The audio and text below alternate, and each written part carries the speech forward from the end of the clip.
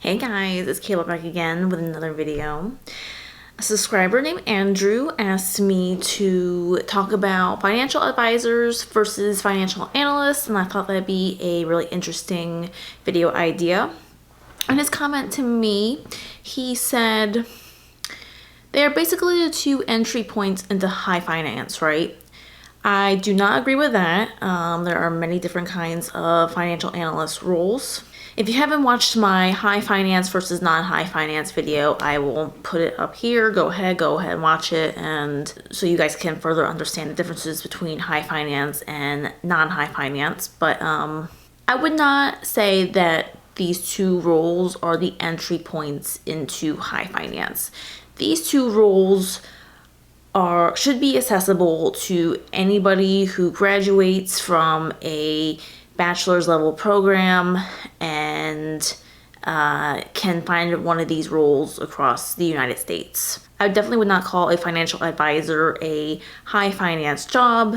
If you're in wealth management, you are in high finance, but not all financial advisors fall into the wealth management category. Most financial advisors are not in the high finance category. Financial advisors are pretty much salesmen or saleswomen, and their goal is to get as much money under management as possible so that they are able to make more money from whoever they work for, what firm they work under. If you're somebody who's trying to decide on what to pursue as far as financial analyst versus financial advisor, I would tell you, if you want to be a financial advisor, you need to be an outgoing person. You need to be a sales-oriented person, or you will not survive as a financial advisor. And it's only going to get more and more difficult to be a successful financial advisor as the years go on. I highly suggest you go watch my video, Why Millennials Do Not Want to Be Financial Advisors. I'll link it up here. And to lightly reference that video and to add a few more thoughts, most of the financial advisors that I know are 50 plus years old. And they have all confided in me and said that they are as successful as they are because they got into the business at the right time. A lot of them don't feel that they are exceptional salespeople. A lot of them don't feel like they're exceptional financial advisors or exceptionally good at finance. They just got in at the right time. And I 100% agree with those thoughts, because pretty much anybody 55 and under at this point, a lot of people 55 and under know the truth about investing and know that they can invest for themselves. And for the people who still want to use financial advisors versus using a wealth management firm, those people don't necessarily have a lot of money to invest. They have $10,000, they have $50,000. And the thing with financial advisors is a $10,000 client, a $50,000 client is not going to make you much money at all. A lot of financial advisors, especially as the years go on and they have more money under management, some have 100,000 minimums, some have 500,000 minimums, and some have $1 million minimums of the minimum it takes to be a financial advising client with a specific financial advisor. It doesn't necessarily make them a better financial advisor. They are just very good at sales and having a lot of money under management so that they know how to work the game.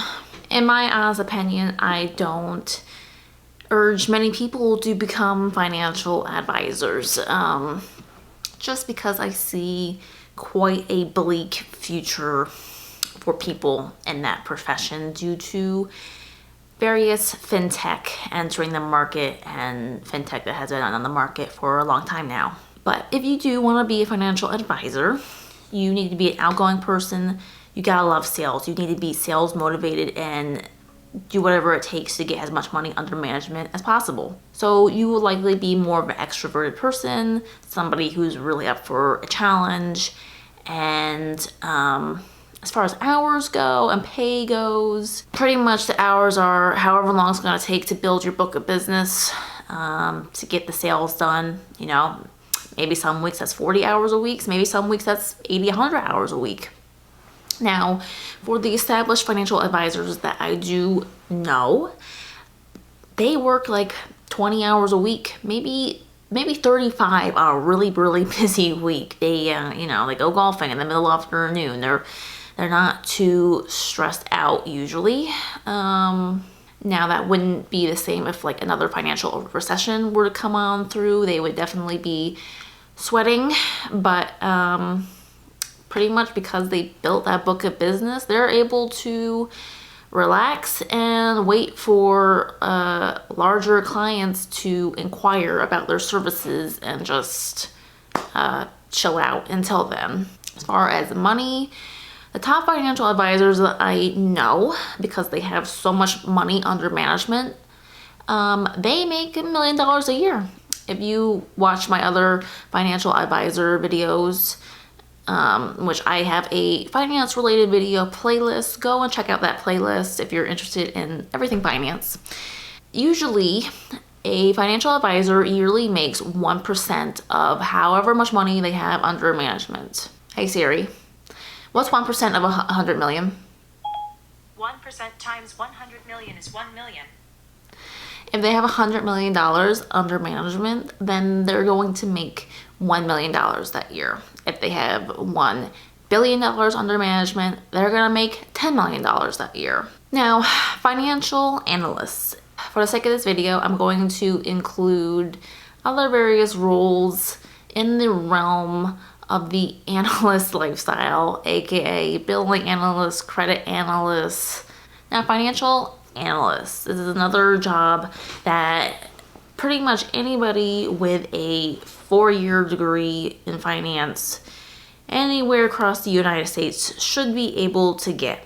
Now, I'm not talking about being an investment banking analyst because obviously that's much more hard to break into. I'm talking more the roles like financial analyst for Verizon, credit analyst for Ford, you know, something like that. For those type of jobs, usually the person's gonna be more introverted. They're gonna love working with numbers. They excelled really good in their college classes.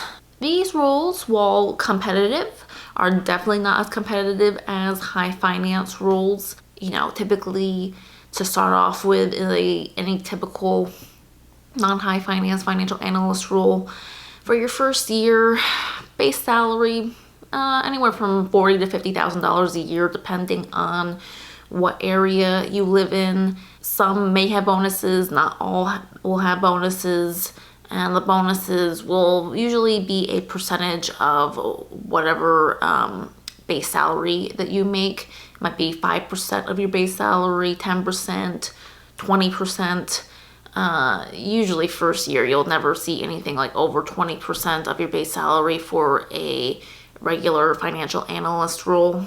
Hey Siri, what's 20% of 45,000? 20% times 45,000 is 9,000. The hours are for a normal financial analyst job that basically anybody could get.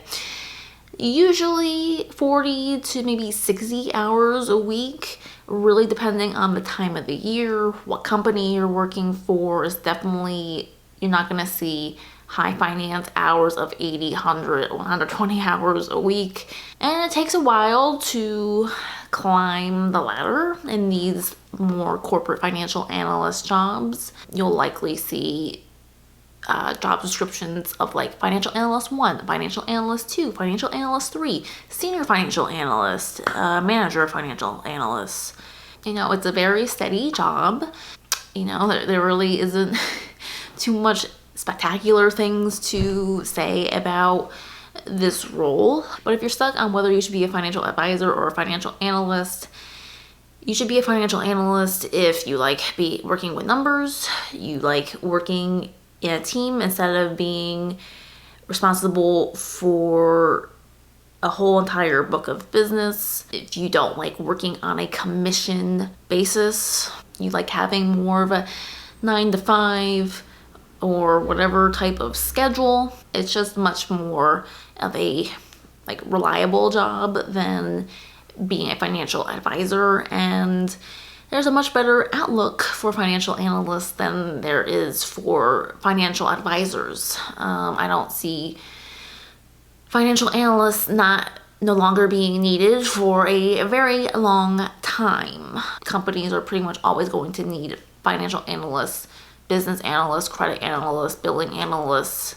I don't see that being outsourced or being taken over by AI for a long time. So if you're somebody graduating soon with your finance degree and you're trying to decide which way to go, or you're trying to figure out what the possibilities are for you if you are not able to get a high finance job, then I would tell you to pursue more of a corporate financial analyst role, because it is much more reliable.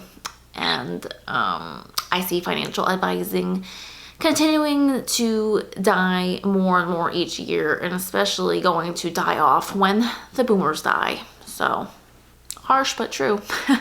If you guys enjoyed me diving into this topic, please give this video a like. If you're not already subscribed, go ahead and click the subscribe button.